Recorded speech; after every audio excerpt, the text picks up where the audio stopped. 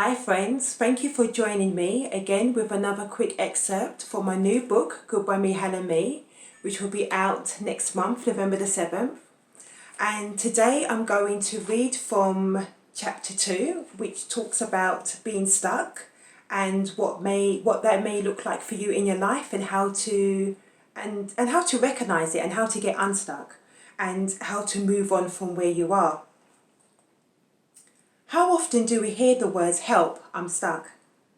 When my youngest child was a toddler, sitting in his stroller, he would yell those words at me. I would look at him and sometimes laugh, as I found myself saying to him, "You are supposed to be in there, you are not stuck." My son did not understand that being restrained, restricted, and limited was for his best interest, as it kept him safe. Did you hear that? It kept him safe. How often in our lives do we view being stuck as something that is meant to keep us safe? Not often, I am sure. This is a place where we can take the time out that we need, even when we don't know that it is required. Some of us think being stuck is a place of failure, that feeling of being immobilized and not knowing what to do next or where to go. When we find ourselves in Stuck Valley, fear starts to creep in. We second guess ourselves, our abilities, thought processes, and our life. Then, to make matters worse, we get our big old measuring stick out again and start measuring up against others. So there's just two questions I want to ask you. And the first one is, have you ever thought that you were meant to be stuck for a reason and purpose? And that being in the valley may have something to teach you? I wanted to include this chapter in the book which talked about being stuck because I know we have all been there. For somebody to say to you that they have never felt stuck before in their life, or that feeling of being immobilized, is false, because we have all experienced it. We have all been there. And it's a horrible feeling sometimes because we don't often know how it came about and how we ended up feeling like that or being that way, and trying to learn how to get unstuck and to move on from where we are. And for some people it can come quite quickly and they can pick up and recognize where they are and what they need to do so they can walk out and move on with their lives. And for others it's not as simple or as easy as that or straightforward. And so I wanted to include this to explain a bit. Obviously it's talking about with myself that feeling of when I was in that dark valley, in that wilderness experience, that I felt like I was stuck and I couldn't move on with my life and I didn't know what that was going to look like. But also to encourage you that if you are feeling that way as well, that look to see if there is a positive to being where you are than just it being a negative. So the negative will be the fact that sometimes we're stuck because we made a wrong decision or a wrong choice, or we took a wrong direction or wrong path, or we're where we are because of something that we've done wrong. So you start to doubt yourself and you start to think maybe you're a failure and you're hopeless and you never amount to anything, and just earlier and all of these negative thoughts just go round and round in our mind. But look to see if there's also a positive to being in that place as well. That is it something that is thrust and forced upon you for you to stop, to catch your breath, to breathe? Is it something that where you found yourself, it is for you to regroup, to think more of, okay, what lessons do I need to learn while I'm here? What led me to be where I am, and what is it do I need to learn so I can get up, walk out and move on with my life and to move my life forward?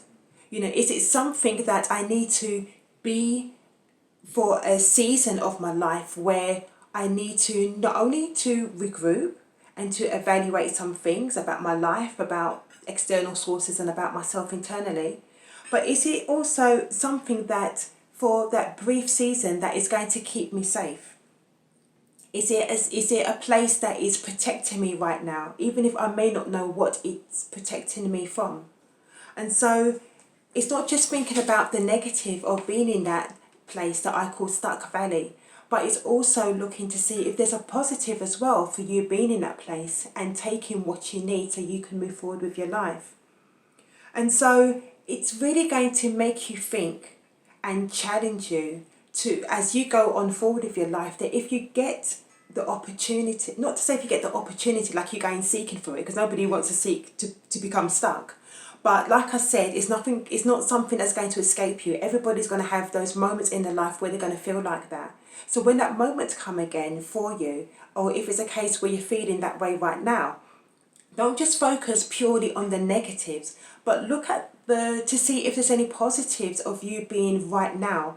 And what you're doing is you're retraining your mindset. So this is psychologically as well. You're retraining your thinking, you're retraining your thought processes and your mindset to come away from the negative and to put it on the positive, to see, right, what can I turn that is something that has been drawing away from me and taken from me and making me feel dry and making me feel tired and depleted and making me feel, making me feel stuck and making me feel that I'm in this place, that I can turn that around into a positive, that I can take what I need to replenish my system, to replenish my body, my mind, my spirit, to replenish what I need and to take what I need.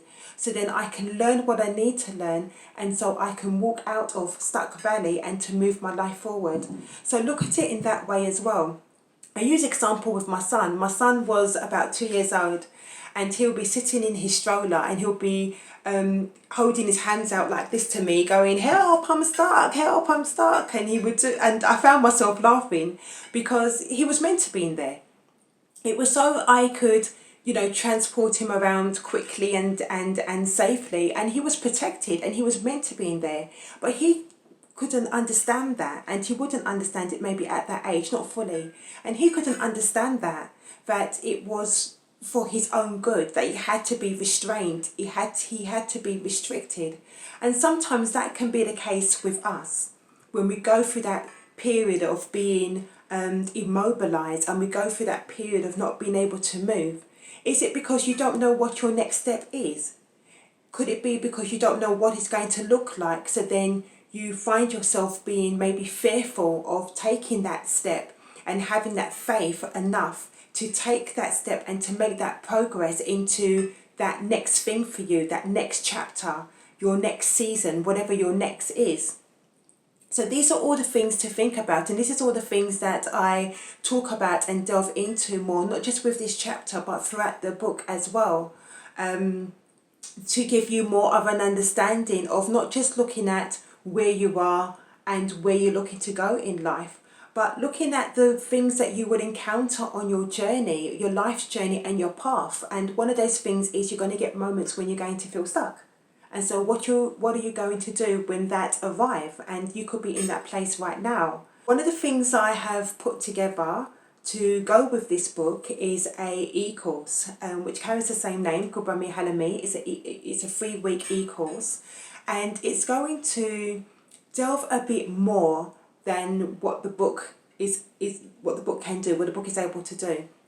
And I wanted to put the course together because I know that this book is really going to help a lot of people, and to really, like I said before, to really make them think, really challenge themselves with understanding more of who they are and where they're going in life, being who they are and what they're created to do. And I wanted to take that a bit further and that step further. So for those who's thinking a bit more of themselves and going a little bit more deeper and thinking a bit more about their next step and how to do that and what it would look like, then this 3-week course is going to do that, because it's going to focus on 3 key areas, which is awakening, shifting and advancing, and your life, and advancing your life even more than where you are.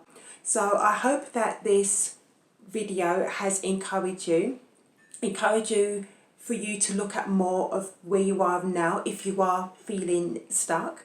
And if you're not feeling that way, when it does come again, and it will come again, to view it a different way and to look at it a different way and to see what you can take from it, that you're not just focusing on the negatives, but you're changing your thoughts and your mindset around to focus on the positive so you can take what you need to walk out from that place with the lessons that you have learned.